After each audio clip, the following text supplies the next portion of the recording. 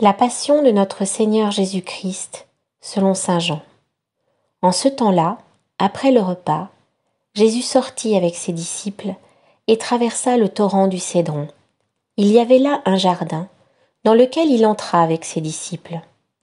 Judas, qui le livrait, connaissait l'endroit lui aussi, car Jésus et ses disciples s'y étaient souvent réunis.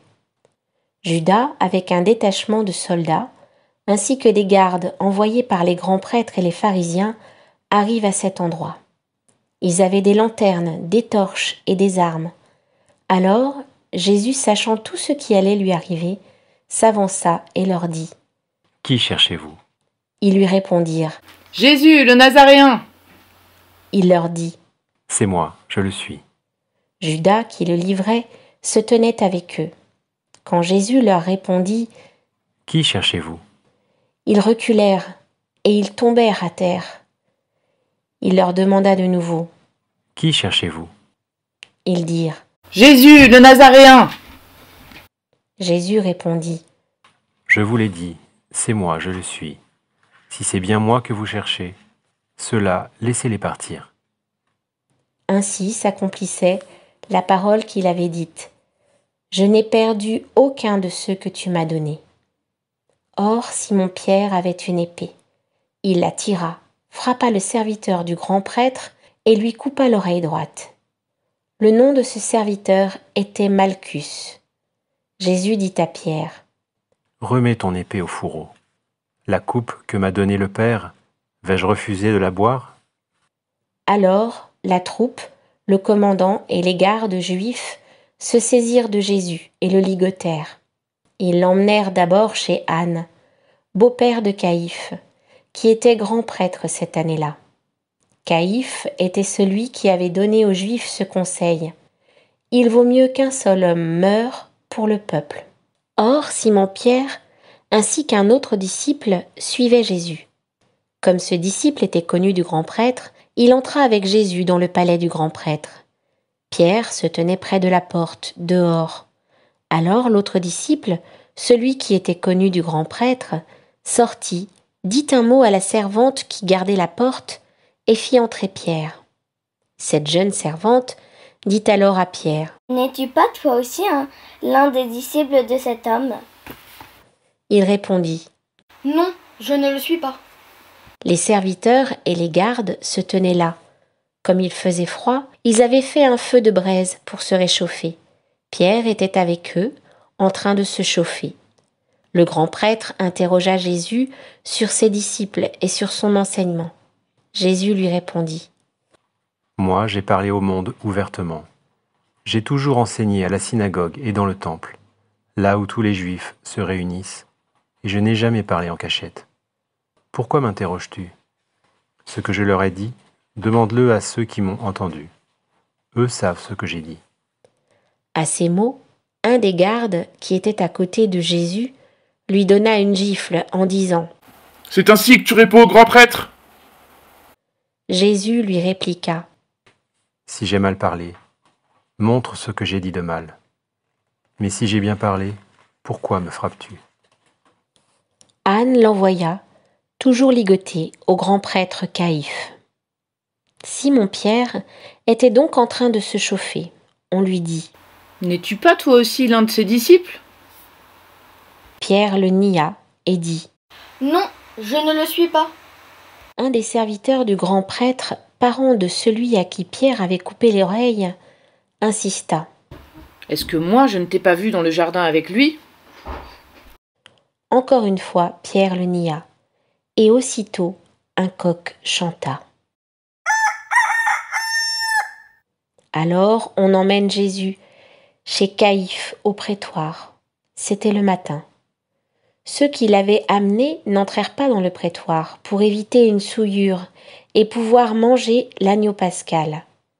Pilate sortit donc à leur rencontre et demanda : « Quelle accusation portez-vous contre cet homme ? » Ils lui répondirent : « S'il n'était pas un malfaiteur, nous ne t'aurions pas livré cet homme. » Pilate leur dit : « Prenez-le vous-même et jugez-le suivant votre loi. » Les Juifs lui dirent : « Nous n'avons pas le droit de mettre quelqu'un à mort. » Ainsi s'accomplissait la parole que Jésus avait dite pour signifier de quel genre de mort il allait mourir.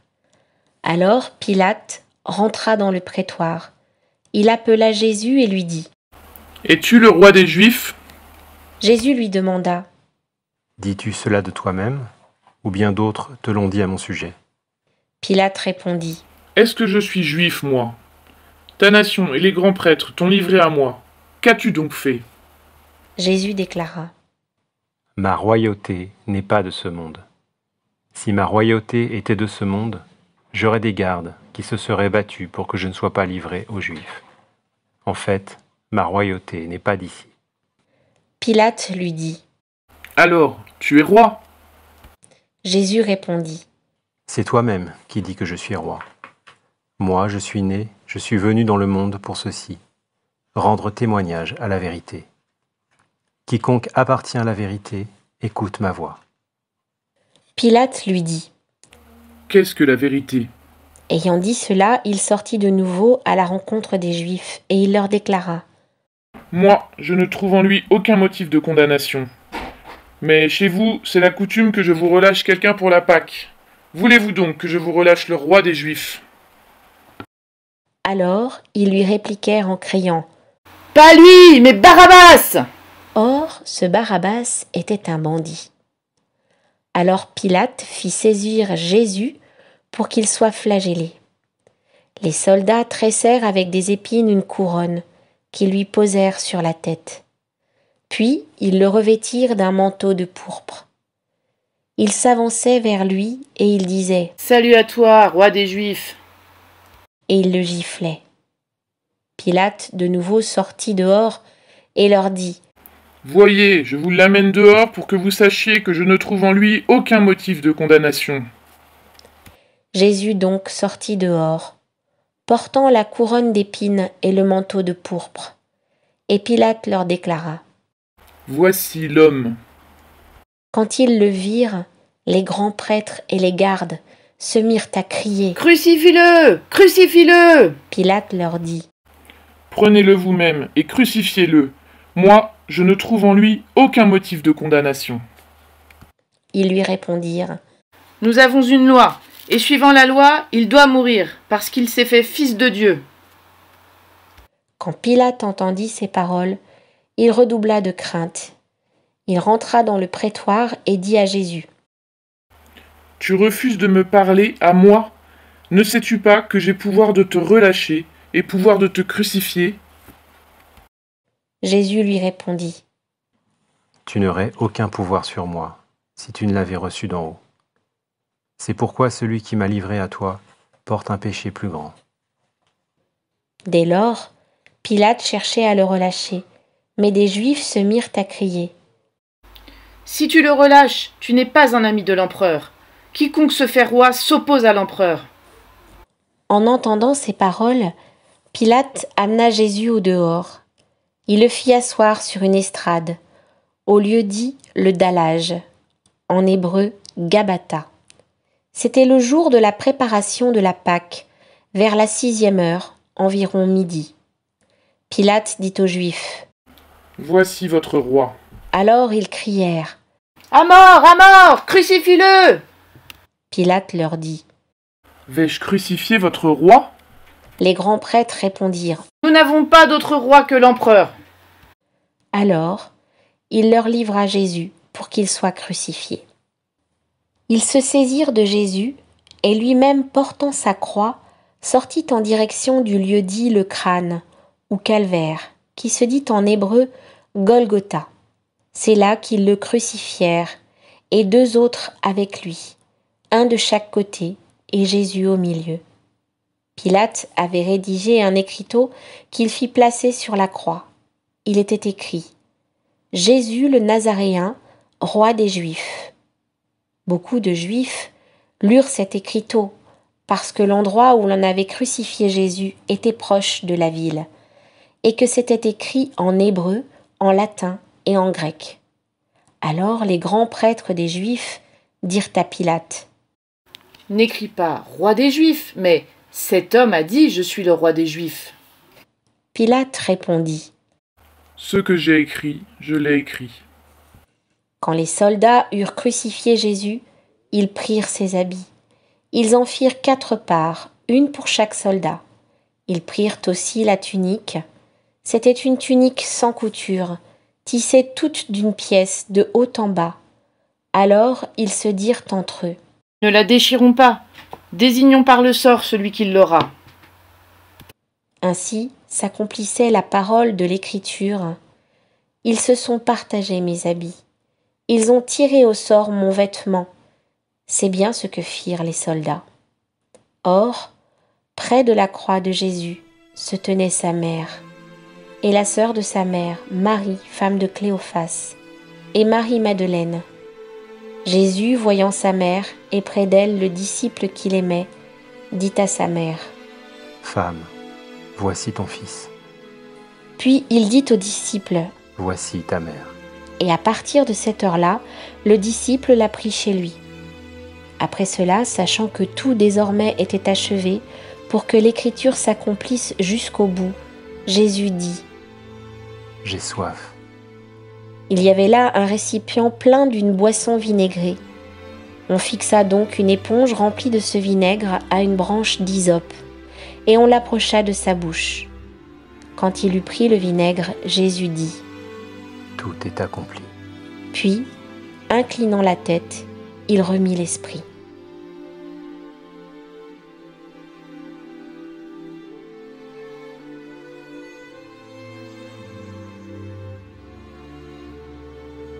Comme c'était le jour de la préparation, c'est-à-dire le vendredi, il ne fallait pas laisser les corps en croix durant le sabbat, d'autant plus que ce sabbat était le grand jour de la Pâque. Aussi les Juifs demandèrent à Pilate qu'on enlève les corps après leur avoir brisé les jambes. Les soldats allèrent donc briser les jambes du premier, puis de l'autre homme crucifié avec Jésus. Quand ils arrivèrent à Jésus, voyant qu'il était déjà mort, ils ne lui brisèrent pas les jambes, mais un des soldats, avec sa lance, lui perça le côté, et aussitôt il en sortit du sang et de l'eau. Celui qui a vu rend témoignage, et son témoignage est véridique, et celui-là sait qu'il dit vrai, afin que vous aussi, vous croyiez. Cela en effet arriva pour que s'accomplisse l'Écriture. Aucun de ces os ne sera brisé. Un autre passage de l'Écriture dit encore: ils lèveront les yeux vers celui qu'ils ont transpercé. Après cela, Joseph d'Arimathie, qui était disciple de Jésus, mais en secret par crainte des Juifs, demanda à Pilate de pouvoir enlever le corps de Jésus. Et Pilate le permit. Joseph vint donc enlever le corps de Jésus. Nicodème, celui qui au début était venu trouver Jésus pendant la nuit, vint lui aussi. Il apportait un mélange de myrrhe et d'aloès, pesant environ 100 livres. Ils prirent donc le corps de Jésus, qu'ils lièrent de linge, en employant les aromates selon la coutume juive d'ensevelir les morts. À l'endroit où Jésus avait été crucifié, il y avait un jardin, et dans ce jardin, un tombeau neuf, dans lequel on n'avait encore déposé personne. À cause de la préparation de la Pâque juive, et comme ce tombeau était proche, c'est là qu'ils déposèrent Jésus.